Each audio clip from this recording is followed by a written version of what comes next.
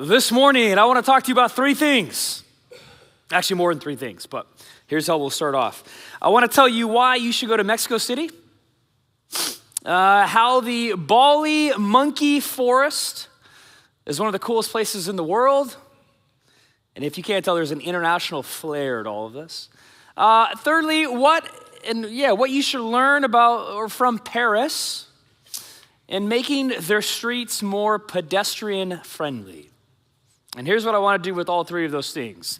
Mexico City, Bali monkey forest, and Paris being pedestrian friendly. I want to tell you how that's all connected to you sharing your faith with your neighbor. Okay. Sound good? All right, let's do it. First one up, Mexico City. 4 years ago, Rachel and I, we went on vacation to Ireland, and we stayed in an Airbnb. To this day, the coolest Airbnb that we've ever stayed at. I think it will remain that way. There's a picture of it. It was also completely inexpensive. So a couple things about this Airbnb. So that is on the Atlantic Ocean outside of Cork, Ireland, if you know where Cork is. I actually had someone approach me after the 9 a.m. and they're like, hey, my family's from Cork. Wow. So that's where this is at. It's just like a studio Airbnb, one bedroom, that's it, very small, but as you can tell, insane view. And so we were blessed to stay there for a couple days. Here's why I bring that up. The owner of this property, he lives there, not in the studio. He's got a mansion house, and then he rents out, for the little studio for bakers like me. And we got to know this individual. He actually picked us up from Cork, then to his property. Like, there's no cell phone service, so he's got to be the one to do it.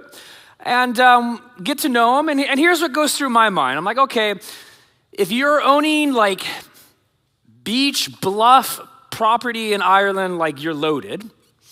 And if you're loaded, that probably means that you're well-traveled. And so I'm like, you know what? This is the dude to ask.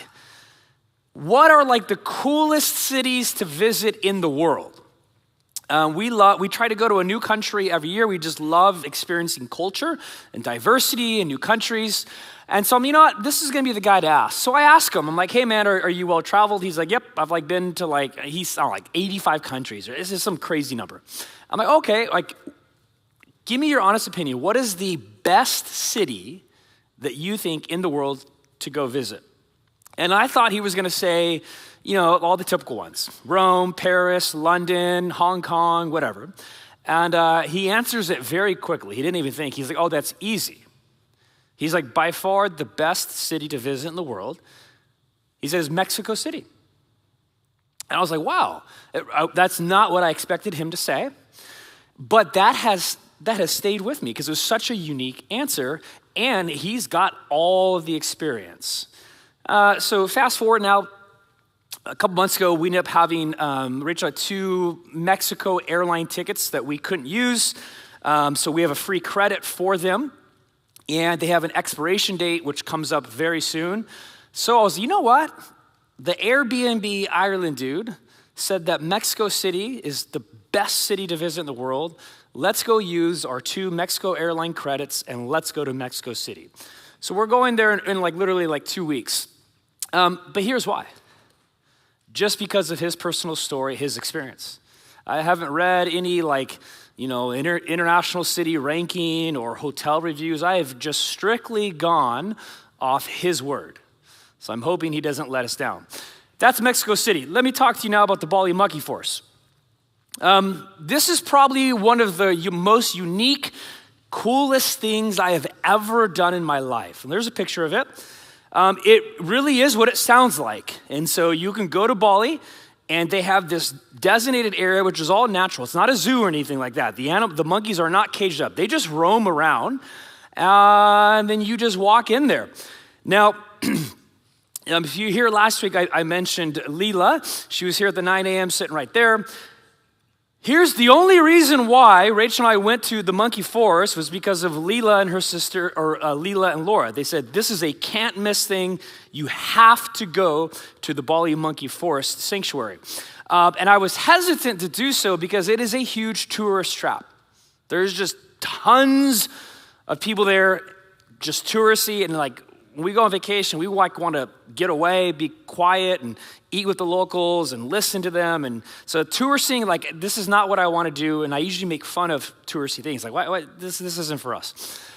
Went there, and it was exactly what they said. It was like a 10 out of 10 experience. These monkeys are all over the place. They come up to you, they'll hop on your shoulder, they will take your phone. And then if you're like Laura, they heard that I am, it actually bit her, but that's a different story. She had to go to the hospital. So that didn't happen to us. And I was talking a big game, like, oh yeah, I'm gonna do all this stuff with these monkeys. And then here's the next picture right after that moment. And there's that.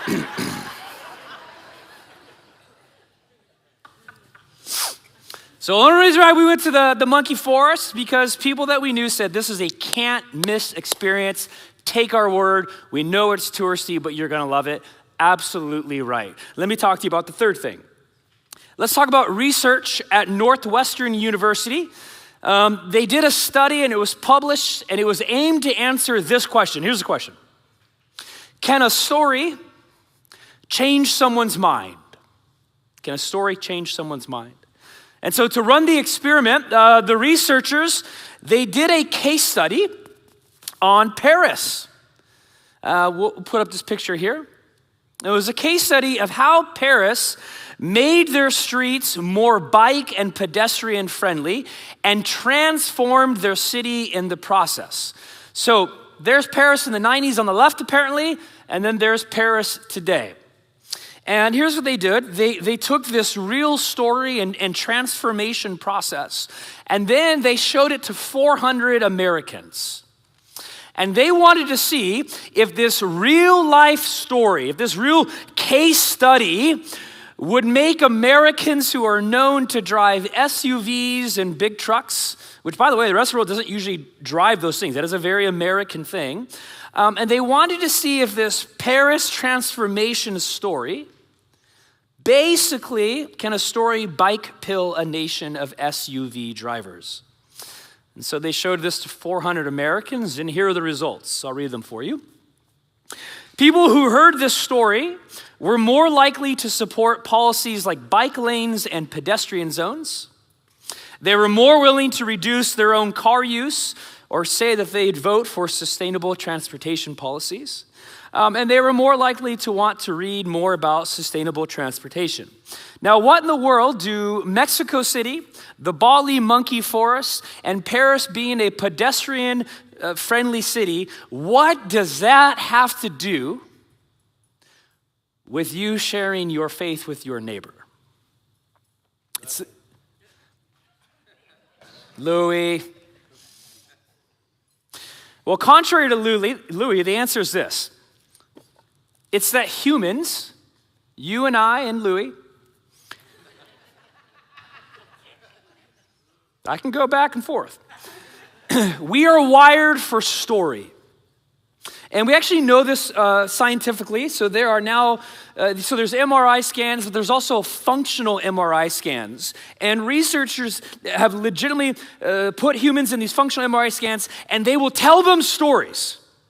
And look at what that story, as they listen, what it does to their brain. And there are parts of your brain that will light up as you're hearing a story. So when I say we are wired for story, literally, biologically, you are. We naturally crave, we are curious about, and we put a lot of trust into someone's personal experience. And that is what I mean when I say the word story, personal experience. Someone sharing an encounter, their testimony, if you will. So Mexico City, Bali monkey forest, and Paris being a pedestrian-friendly city. And the reality is this, we are actually far more persuaded by someone's personal experience and story and encounter than we are mere brute rational facts. That's just the way human beings are. This is actually why one of our founding fathers, John Quincy Adams, said this: whoever tells the best story wins. Now, he said this as a lawyer, and it's true in court, but it's true in real life. Whoever tells the best story wins. because it is very hard to argue with someone's personal experience. It's very hard to do that. As a pastor and also just a human myself, I know that the vast majority of Christians feel intimidated when it comes to sharing your faith. My hunch is that you dread sermons on evangelism. I know I did growing up in church, and here's why. You get nervous when the pastor says, oh, you need to go share your faith. And so what happens is inwardly you begin to sense fear and insecurities, and these questions are the questions that arise within you. Questions like, well, what if someone asks me a question that I can't answer? What if I'm not good at sharing my faith? I don't know enough about the Bible. Or what if I say the wrong thing? These are the questions many of us initially ask when we think about, sharing my faith. And I think that's because a lot of Christians think that sharing your faith means you have all the answers. And here's what I want to ask this morning. What if Jesus has never asked you to win an argument? What if he just simply asks you to tell your story? No one can argue with your experience. You may not know every Bible verse. You may not be able to explain every difficult question. But if Jesus Christ has changed your life, you already have a story worth sharing. And if we in fact love where we live, right? So this morning we end kind of the summer initiative series, hence the shirts. I would go so far as to say this humbly.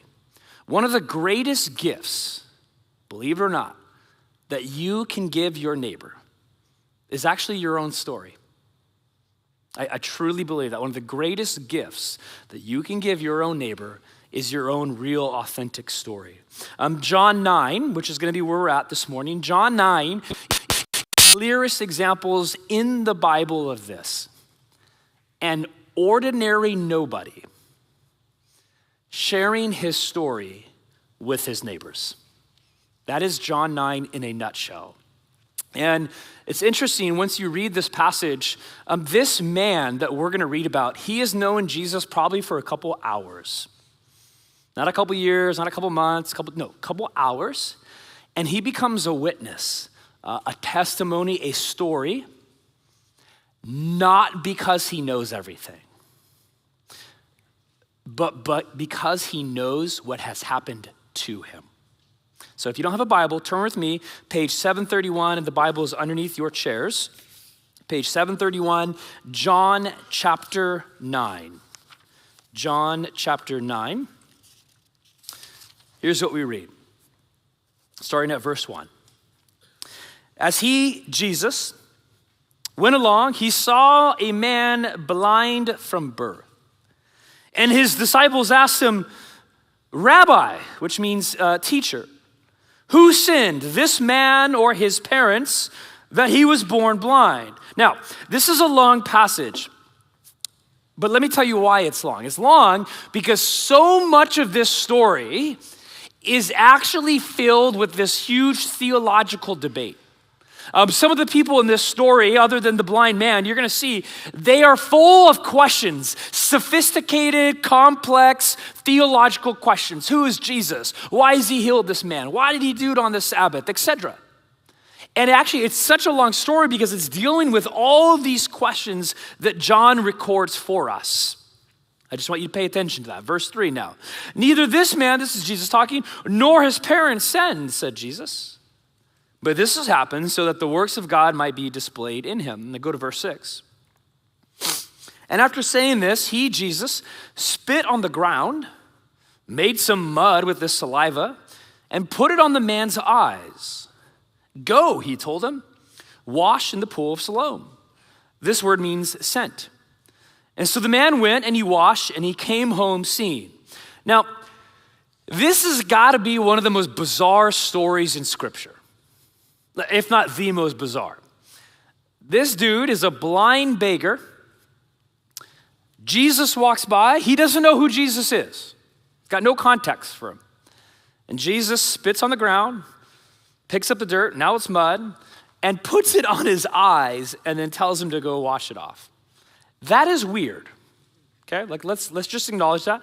So, it's interesting. One of the things is I know some people who, they don't like to share their faith because they feel like they have a weird story. Like, oh, people won't get this or they're going to think I'm weird. I mean, put yourself in this man's shoes. Can you imagine some people asking, hey, so how did you get to know Jesus? And he's like, he spit in the ground and then put it on my eyes. I mean, it's very, very bizarre. Like, can you imagine being him and being told to share your faith? Like that'd be a bummer, but it is what it is. Now, here we go. Verse 8, let's meet his neighbors. This is a whole series about your neighbors. Here it is, verse 8. His neighbors and those who had formerly seen him begging asked, isn't this the same man who used to sit and beg? Some claimed that he was. Others said, no, he only looks like him. But he himself insisted, I am the man. How then were your eyes opened, they asked. And notice this. Notice his response. He keeps it very simple, direct, to the point. And he just says his personal story. He replied, verse 11, the man they called Jesus made some mud, put it on my eyes. He told me go to Siloam and wash. So I went and washed, and then I could see. Just very simple, straightforward. Verse 12. Where is this man? They asked him. I don't know. Verse 13. They brought to the Pharisees the man who had been blind. And so now here come all the questions and the complex, debatable theological questions. Now, the day on which Jesus had made the mud and opened the man's eyes was a Sabbath. And therefore, the Pharisees also asked him how he had received his sight. Again, I just love his answers. He put mud on my eyes, the man replied, and washed, and now I see. Some of the Pharisees said, this man is not from God, for he does not keep the Sabbath. But others asked, how can a sinner perform such signs? And so they were divided. Then in the next couple of verses, which I'm just going to skip for the sake of time, these religious leaders who are now in this theological debate, they then go to his parents, the blind man's parents, and they start peppering them with questions. And the parents are like, dude, we don't know. Go back to him. And they redirect all the questions back to the previously blind beggar. Verse 24. A second time, they summoned the man who had been blind. Give glory to God by telling the truth, they said. We know this man is a sinner. Now, verse 25. If there is a verse that we need to focus on in the entire scriptures about sharing your story, I would say it is this, right here, John chapter 9, verse 25. If you get anything from today, just remember this verse. Here's his response. Whether he, Jesus, is a sinner or not, I don't know. But there's one thing I do know. I was blind, but now I see. Throughout the story in John 9, people keep asking this healed blind beggar all of these theological questions. Who is this man? Who is Jesus? How did he do this? Why did he do it on the Sabbath? And the dude doesn't know. And I love it because his answer becomes shorter and more simple as it goes. Literally, quote, I don't know. But one thing I do know, I was blind and now I see. I think this is the greatest verse on evangelism in the scriptures for us today. Because notice what he doesn't say. He doesn't answer any of their sophisticated, complex theological questions. His response is basically, dude, I don't know. I can't answer any of your questions. But here's the one thing I do know. The dude just healed my eyes. And I think That is what many of us need to hear today. He essentially says this: I can't answer all of your questions, but what I can tell you is that Jesus has changed my life. So many of us hesitate to share our faith story with other people because we are scared or anxious and nervous and insecure with what they're going to say back to us. Or what if they ask me, why does God allow evil and suffering? Why does he allow these bad things to happen to good people? Well, what do we believe about other religions? What about, the Jewish faith? What about Muslims? What about Buddhism, etc.? Or they're going to ask me about some difficult passages like in the Old Testament with Israel and warfare and so on. And I want to say this: those are great questions. And not only do I think they're great questions, but I think we actually should research those and investigate them and address them. Absolutely. Right? Like, you guys know me, I love to read. So I am all for, let's have the important theological conversations, of course. So this is not an anti-intellectual, sermon, if you will. But I do think we need to point out what's going on here. Because sometimes I think a lot of us think that we first need to become Bible scholars before we can give our testimony. And actually, Jesus flips it. So growing in knowledge matters, but sharing your faith story begins with honesty. I don't know the answer, but I do know what Jesus has done for me. See, you don't have to know everything about Jesus to tell people what Jesus has done for you. People may disagree with your beliefs, but they cannot deny your experience and your story. People can debate theology all they want, but they cannot debate a transformed life. That is the power of your story. Your story has power because no one can argue with your experience. And so your greatest witness is not having all of the answers. It's actually sharing what Jesus has done in your life. And I can honestly say, as someone, I remember in my early 20s when I started studying theology, I thought I could argue people into the faith. Oh, I can give them all the answers. And I can tell you that never works. Never works. It actually will probably make things worse. In some ways, I would say, think about online reviews. So before you buy something, what do you trust more? Do you trust the company's advertisements and what they say about their product and service? Or do you put more stock into reviews and what people who actually have bought the product or service are saying? I don't know about you, but I trust the reviews more. I'm actually very skeptical of company advertisements. So last night, Rachel and I went out to dinner. One of the first things I do when I go to a restaurant, especially if it's a new restaurant, I will put my phone on the table and I will go to one of two things: Yelp or Google reviews. And I will just scan through all the photos of the food. And then I'll look at the menu and I'll compare them. Because we all know, what the photo on the menu, when it comes out, does it usually look like that? No. And you'll make the mistake, oh, that looks so good. Nope. And don't ever ask the server. People ask the server, oh, what do you think about this? They're gonna tell you whatever gives them the largest tip and the money. Unless you have a really good server who's honest. And then that's a very refreshing thing. Oh, they're actually saying this isn't that good. Thank you so much. Now, because of that honesty, I will give you a bigger tip. So I always go to Yelp or Google reviews. I will look at the pictures and I'm gonna look at the person who ate it already. Let me see what they're gonna say. I think this is in a lot of ways what John 9 is getting at. John 9 says, you don't need to have all the answers because your real life story is the answer. All the man does in John 9 is simply say what Jesus did to his life. And that leads me to this realization. Your story is not about you. I know that's very anti-2026. You are not the hero of your own story. Jesus is. Jesus is the hero of your story.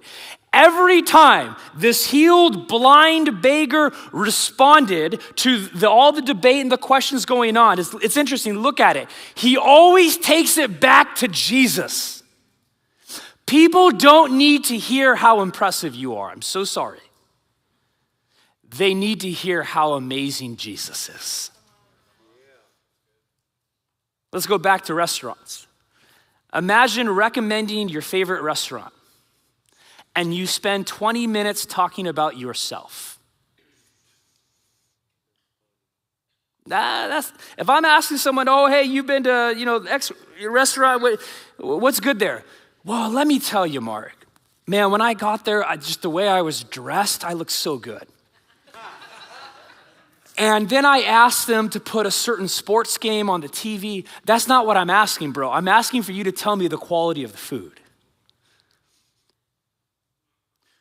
When we talk about our story shouldn't be about us. We aren't the main ingredients. Jesus is. Your story should be pointing beyond yourself to Jesus of Nazareth. He was the hero of the story in John 9, and he is the hero of your story, not yourself or anyone else. In fact, it's interesting, a lot of people talk about John 9 and they mention how you can carve this man's story basically into like 3 segments, 3 distinct phases that he himself talks about in John 9. Real quick, here the 3 are, and it's really simple. He talks about his life before Jesus. I was blind. He talks about him meeting Jesus, right? The bizarre encounter and experience of spitting in the mud, putting it on his eyes, and telling him to go wash it off. And he talks about his life since meeting Jesus, which was, I was blind, but now I see. 3 parts. Before, how he met him, and then life after. I think we can actually learn a lot about our own story and how to share it with others from looking at this man's story in John 9. I think John 9, in other words, provides a framework, a template, if you will, of how we can process what Jesus has done to us and then how we can communicate that to others. But before we do that, let me spend just a quick minute or two on why I think your own story matters to begin with. Right now, our culture is so suspicious of institutions, so suspicious of authority, so suspicious of like formal organized religion, right? I mean, that's why you have people who say the whole thing of like, oh, I love Jesus, but not the church. If you've heard that, or if you come across someone like that, what they're doing is they're okay with Jesus and spirituality, but they're not okay with organized institutional church. Now, I think there's a lot of things to say back to that, but I just want to point out that there's a lot of people who think that way, and I'm empathetic for that. I think there are understandable reasons why they feel that way. I would disagree with it, but I understand how they get there. But here's the deal. People still lean in when someone says, hey, can I tell you what happened to me? Most people won't balk at that. Because here's the stories or personal encounters. Stories lower defenses. Stories create connection. Stories invite curiosity. Jesus often changed someone's life before asking them to tell their story. So you have a story, and it matters. And people, your neighbors, even if they are religiously skeptical, even if they're like a hardcore atheist, they probably won't argue with your story. And I would go even so far as to say, and I'm not sure if a lot of people realize this, I think there is something powerful and encouraging that happens in you when you begin to share your story. I actually think it does something for yourself. I think you begin to realize, oh my gosh, I do have a story. Jesus has done something to my life. Wow, like when I say it, like, oh wow, yes, This is incredible. So I think something actually happens to you. I think God does a work in you when you take the step to share it. And one of my all-time favorite quotes, like top 3, Frederick Buechner, he says this: "My story is important, not because it's mine, God knows, but because if I tell it anything like right, the chances are you will recognize that in many ways it is also yours. It is precisely through stories in all their particularity that God makes himself known to each of us more powerfully and personally. And if this is true, it means that to lose track of our stories is to be profoundly impoverished, not only humanly, but also spiritually." So here's what I want to do for the next couple minutes. By using John 9, I want to help you at least maybe begin to frame your story. And then once you get this down, I think you can openly, with full honesty, but also a compelling power to share your story with your neighbor in a really real, non-weird way. Because I think that's another thing. I think a lot of us don't share our faith because we feel like it's weird, it's awkward, or we're trying to sell something. And I actually think we should be skeptical of that. So the thing is, we're not trying to sell anything. I think really the task, the traditional word would be evangelism. I think the whole goal of evangelism is just for us to say, hey, here's what Jesus has done in my life, and I just want you to know about that. That's a way different thing than trying to shove something down someone's throat, so to speak. So here are the 3 parts, just like the blind beggar in John 9. 3 parts of this: my life before Jesus, how I met Jesus, and my life since I met Jesus. And now what I want to do is I want to break down each of those 3 parts and go deeper. So part 1, my life before Jesus. Here's what I want you to ask yourself right now. Before you encountered Jesus, what was missing in your life? Another way of putting this would be, what were you struggling with? What struggles defined you before Jesus? And then maybe some of you are like, well, but Mark, I grew up in the church. I've known Jesus since I was like 3 years old.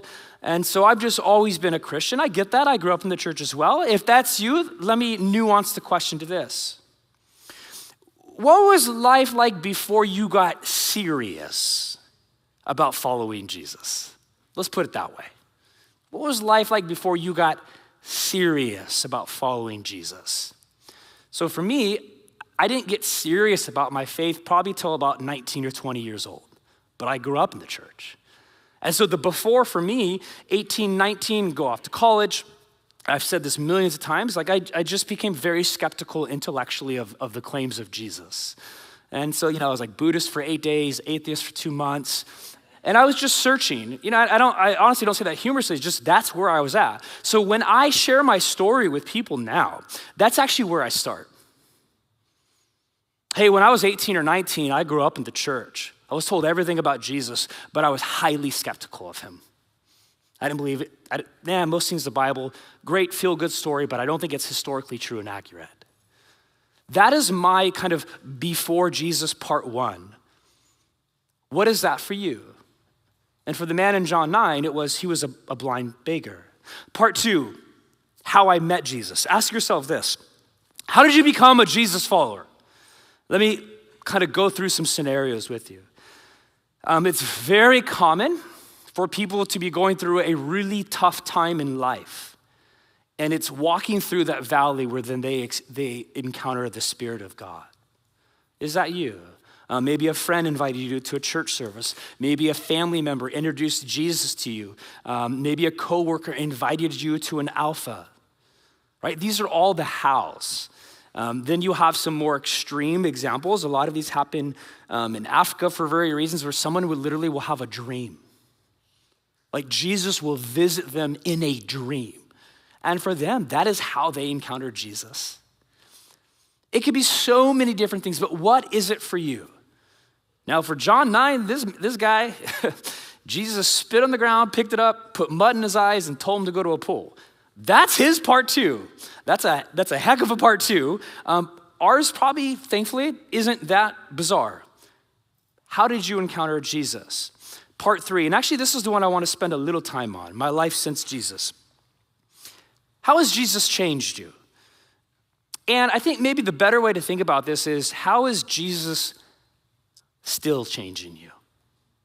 There is this conception that I think we have done in the American church where, oh, you give your life to Jesus and then everything is good to go.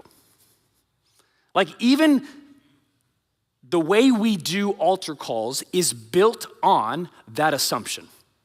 Oh, just say yes to Jesus right now and there's your ticket to heaven. And there isn't a theology long and wide enough of what it means to then follow Jesus the rest of your life. Not just in the good times, but in the bad times, because, oh, by the way, when you give your life to Jesus, he doesn't say, oh, and you'll be good the rest of your life. It's actually interesting, you don't hear this at altar calls, but what Jesus says is, come follow me and what? And pick up your cross daily. Which means this. When we share our story about the now, maybe we should be open and honest about the difficulties we're going through. Maybe we should be open and honest about the ways that we are picking up our cross and the things that we're struggling with. And actually, maybe people will actually listen to that more. So I always tell people, be open and honest what you're struggling with. Don't give the cheesy Sunday school answer, because I don't think that's real life. And I don't even think that that's good New Testament theology. Following Jesus is a process. And the point of following Jesus isn't that he takes you out of the valley and the bad moments. It's actually quite the opposite. It's that when you're in the hard knocks of life, he is right there with you. And not only that, he actually cares far more about making you a beautiful, compelling person. Because the most beautiful, compelling people, are they the ones who've lived the good life? No. It's the people who've experienced the hard knocks of life, and in the hard knocks of life, they've become a beautiful person because their character shines. Jesus is interested in that. And I actually think, I'm convinced our culture wants to see people like that. I think we're suspicious of institutions and organized religion because of the corruption we see in politicians and CEOs, blah, blah, blah, blah, blah. So for a Christian to say, oh, I gave my life to Jesus and here's how it's going now. Like, I still mess up, I'm not perfect. Man, my wife went through this, my husband went through this cancer, but here I am by the grace of God and God is doing this in my life. Man, you can't argue with that. And I would suggest, I don't think another worldview provides that type of an answer as well. All right, I went off on a little tangent there. Here's the good news though. I grew up with the sales pitch understanding of evangelism. And I just think when we understand John 9, and that Jesus doesn't ask you to give all the answers. I think when we understand that, it should remove all anxiety and pressure about saying the right thing in the right way. And you no longer have to feel the awkwardness of like having to impose your beliefs on others, because all you're doing is just humbly sharing the difference that following Jesus has made in your life. That's way different. Which takes me to this D.T. Niles quote. Christianity is just one beggar telling another beggar where he found bread. Now I updated this in the 9 a.m. service because, making sourdough bread is so trendy right now. So Christianity is just one beggar telling another beggar where he found sourdough bread. The writer of our series resource book, Blessed, they write this. If you believe what you found in Jesus is good news. And let me just stop right there. I do think that there are some Christians, actually, I think there's a lot of Christians right now in our country, could be here in our church, where you maybe have gotten to the point where you don't necessarily think that Jesus is good news anymore. Let me say this. If that's you, honestly, I appreciate the self-awareness. What I would encourage you to maybe go home reflecting is, am I following the right Jesus? Because Jesus is good news, life-altering, eternity-changing good news. And I just think culturally we have produced a lot of good cultural Christians. But I'm not talking about cultural Christians. I'm talking about people who've had an encounter with Jesus of Nazareth and the Spirit of God. And so if you're not at the point where like, oh, I don't get that excited about Jesus, I just want to pose, maybe you haven't actually really met him yet. Or you're not actively following him yet. And I think that's something in and of itself to reflect on. Back to the quote. If you believe what you found in Jesus is good news, the most life-changing, eternity-altering news that you could ever share, then why wouldn't you use your words to tell others about it? To keep it to yourself would be like hoarding, and oh, here we are again back to bread. It'd be like hoarding bread when others are going hungry. So last week, I invited you into this Love Where You Live challenge to serve your neighbor. Right? We talked about the whole towel versus crown thing. We want to be a church that picks up the towel instead of reaching for the crown. And here's what I want to invite you into this week. Last week of our series. Very simple. I want you to look just for one opportunity to share your story with one of your neighbors. One of your neighbors, just to share your own story. And so the logic has been this. The last 5 weeks, here's what we've done. Bless, the acronym BLESS, B-L-E-S-S. B, begin with prayer. L, listen. Love listens, right? We want to listen first to our neighbors. We don't want to preach at them. We want to listen. Pray for them, listen to them. Then we want to eat with them. And chances are if we've done those things, then we know what their needs are so we can serve them. And once you do that, when you serve them, when you've ate with them, when you've listened to them, I think at that point, then you have earned the right to share your story. And I think they will listen to your story because you've invested in them. And I think that's the other thing that we do wrong with evangelism. We just want to walk up to people and, say, hey, you're going to hell unless you give your life to Jesus. And I would even change that approach to begin with, but that's a different sermon series. This is why we need to pray first and listen first and serve first, and then we can share our story. Like there is a biblical logic to this. And once you've done that, I don't think you need to debate them. I don't think there's any pressure on you. I don't think you need to memorize a script or a formula.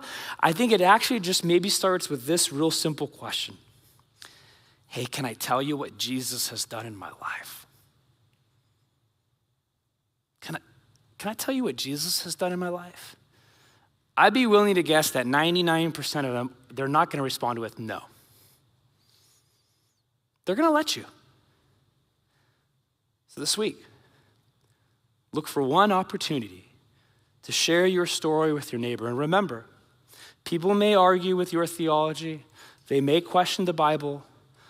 But it is very difficult to argue with a changed life in an honest conversation about what Jesus has done for you.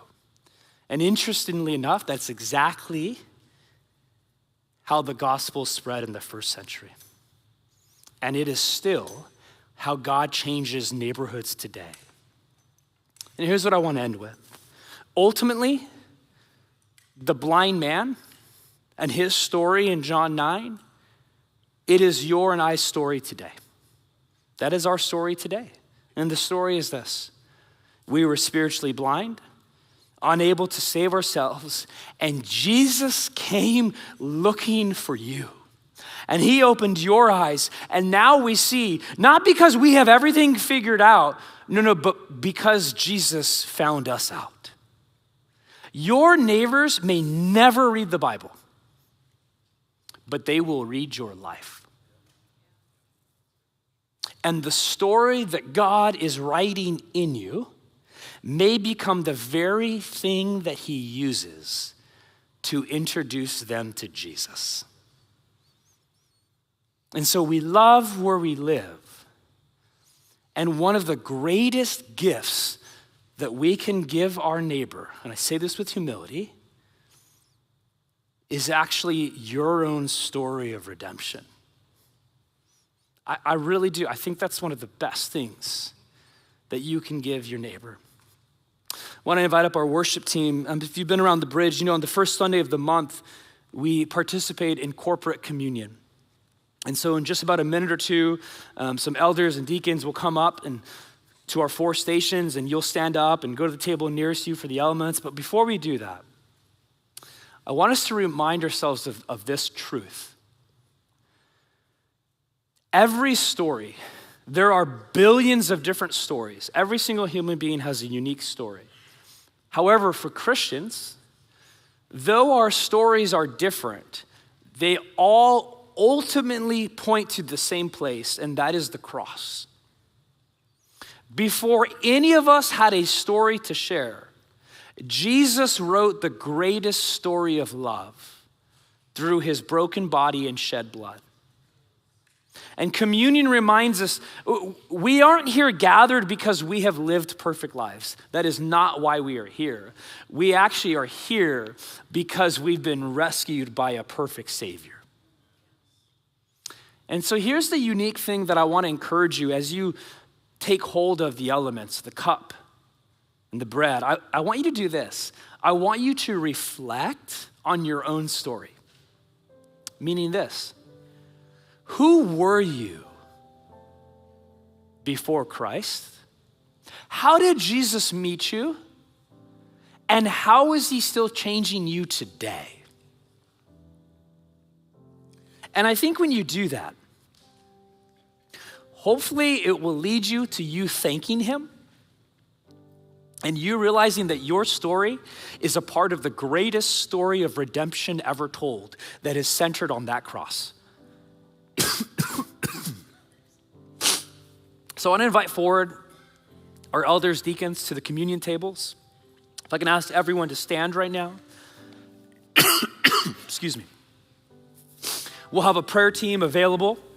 After you've received the elements, you are more than welcome to go to a prayer team, get prayer for anything. Maybe you're here and you don't have that 3-part story yet. Like, you don't have the part like where you've encountered Jesus. And maybe today is that part of your story right now. I mean, that you can walk up to a person and say, hey, I want to meet Jesus right now. I've never done that before. They can walk you through that. They'll pray for you and with you. Maybe you're here and you're in part 3 right now and you are going through the valley. And you're like, yeah, I've met Jesus, but man, I'm going through something tough right now. Come get prayer. Part of the story of God is that you're in a family of brothers and sisters who partner with you and want to pray for you. So we just open up our hands, a posture of receiving. Come, Holy Spirit, minister to us. And as you come get the elements, reflect on your story before and after Christ. Let's eat together.